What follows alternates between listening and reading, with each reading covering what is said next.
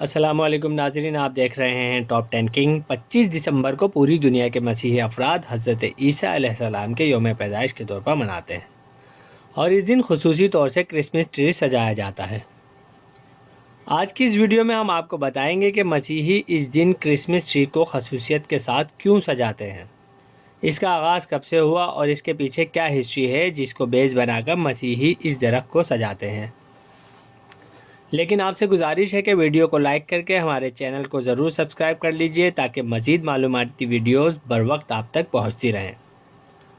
تو جناب، سدا بہار درخت کا کرسمس سے تعلق کی ایک لمبی تاریخ ہے۔ کرسمس پر مسیحی اپنے گھروں پر سرو کے پودوں کو رنگ برنگی روشنیوں اور دوسری سجاوٹ کی چیزوں سے سجاتے ہیں۔ اگر اصل درخت میسر نہ ہو تو عموماً اسی طرز کے مصنوعی درخت کا استعمال بھی کیا جاتا ہے۔ کرسمس ٹری کی جدید رسم کا آغاز پروٹسٹنٹ مغربی طبقات میں مارٹن لوتھر نے کیا۔ کیتھولک لوگ چرنی سجاتے تھے جبکہ پروٹسٹنٹ لوگ درخت سجاتے تھے۔ تاریخ برطانیہ میں پہلا کرسمس ٹری ملکہ وکٹوریہ کے شوہر پرنس البرٹ نے 1841 میں ونڈسر محل میں سجایا۔ انہوں نے اس درخت میں موم بتیاں، ٹافیاں اور کئی قسم کے پھل سجائے۔ اس کے بعد ملک کے دیگر امیر لوگوں نے بھی اس کی پیروی کی۔ 1850 میں عظیم ناول نگار چارلس ڈکنز نے کرسمس ٹری کو کھلونے، چھوٹے چھوٹے سازوں، ٹافیوں اور پھلوں سے سجایا تھا۔ امریکہ میں پہلا کرسمس ٹری 1830 میں سجایا گیا تھا، جسے جرمنی کے آباد کاروں نے ایک چرچ کے لیے چندہ جمع کرنے کے لیے عمارت کے باہر رکھا تھا۔ شروع میں امریکہ کے لوگوں نے اس رسم کی مخالفت کی، مگر 1890 تک یہ رسم امریکہ میں مقبول ہو چکی تھی۔ چیکوسلواکیہ کے کرسمس ٹری کو مکڑی اور اس کے جالے سے سجایا جاتا ہے، کیونکہ وہاں مکڑی اور اس کے جالے کو خوش قسمتی کی علامت سمجھا جاتا ہے۔ انسائکلوپیڈیا برٹانیکا کے مطابق قدیم مصری، چینی اور عبرانی لوگ سدا بہار درختوں اور پھولوں کے ہار کو ابدی زندگی کی علامت کے طور پر استعمال کرتے تھے۔ یورپی عوام کے درمیان بھی مسیحیت کے فروغ سے پہلے درختوں کی پوجا کا رواج عام تھا، جو کہ مسیحیت کو اپنانے کے بعد بھی قائم رہا۔ چونکہ مسیحیت کا آغاز 2000 سال قبل اس وقت ہوا جب رومی ثقافت اپنے عروج پر تھی اور بیت المقدس رومی تسلط میں تھا، اس لیے رومی ثقافت کا مسیحی لوگوں پر اثر انداز ہونا ایک فطری عمل تھا۔ دنیائے مسیحیت کے مشہور میگزین میں بتایا گیا ہے کہ زمانہ قدیم سے لوگ سدا بہار درختوں کو موسم سرما کے وسط میں زندگی کے نشان کے طور پر استعمال کرتے تھے۔ رومی نئے سال کے موقع پر سدا بہار درختوں کی شاخوں کے ساتھ اپنے گھروں کو سجایا کرتے تھے۔ اسی طرح شمالی یورپ کے قدیم باشندے سردیوں میں سدا بہار درختوں کی شاخوں کو کاٹ کر گھروں کے اندر لگاتے تھے۔ کئی ابتدائی مسیحی رہنما اس طرز عمل کے مخالف تھے۔ دوسری صدی عیسوی کے مذہبی عالم ٹرٹولن موسم سرما میں شہنشاہ کے اعزاز میں منائے جانے والے تہوار میں شمولیت کے مخالف تھے۔ کرسمس ٹری کا موجودہ رواج اپنے اندر کچھ اور بھی تاریخی حقائق لیے ہوئے ہے۔ انسائکلوپیڈیا برٹانیکا کے مطابق جدید کرسمس ٹری کا آغاز جرمنی سے ہوا۔ اماں حوا اور بابا آدم پر بنائے گئے ایک مقبول ڈرامے میں ایک درخت کو جنت کے درخت کے طور پر دکھایا گیا تھا۔ جرمنی میں 24 دسمبر کا دن اماں حوا اور بابا آدم کے احترام میں عید کے طور پر منایا جاتا تھا۔ اس روز گھروں میں جنت کا درخت سجایا جاتا تھا جس پر سیب لٹکائے جاتے تھے۔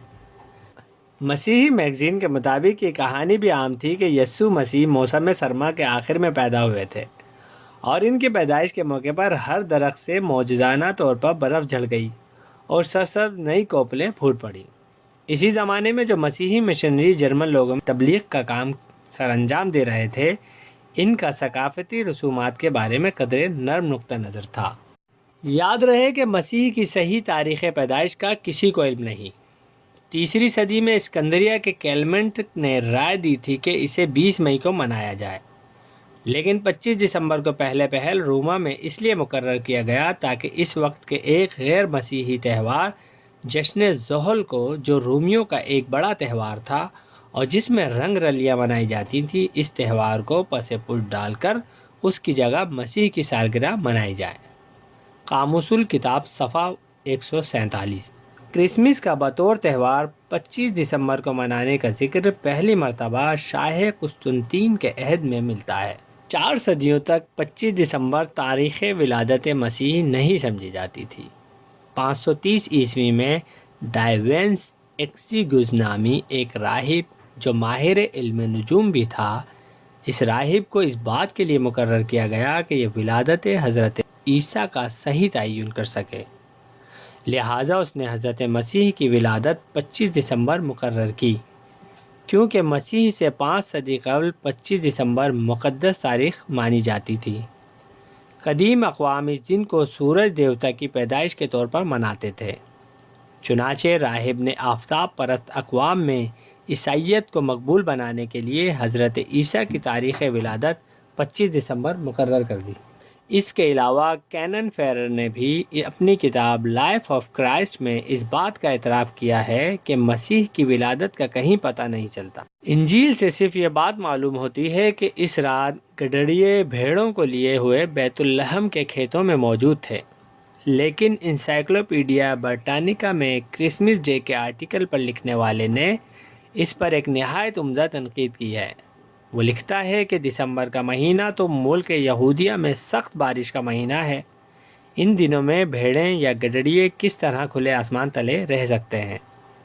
قرآن مجید کی سورہ مریم سے معلوم ہوتا ہے کہ جب حضرت مریم کو درد ذہ ہوئی تو اللہ تعالیٰ نے ان کو ہدایت کی کہ کھجوروں کے تنے کو ہلائے تاکہ ان پر تازہ پکی کھجوریں گریں اور وہ اس کو کھائیں اور چشمے کا پانی پی کر طاقت حاصل کریں۔ اب فلسطین میں موسم گرما کے وسط یعنی جولائی اگست میں ہی کھجوریں ہوتی ہیں۔ اس سے بھی یہ امر واضح ہو جاتا ہے کہ حضرت مسیح کی ولادت جولائی یا اگست کے کسی دن میں ہوئی تھی اور 25 دسمبر کی تاریخ غلط ہے۔ مذاہب عالم کا تقابلی مطالعہ، صفحہ 435۔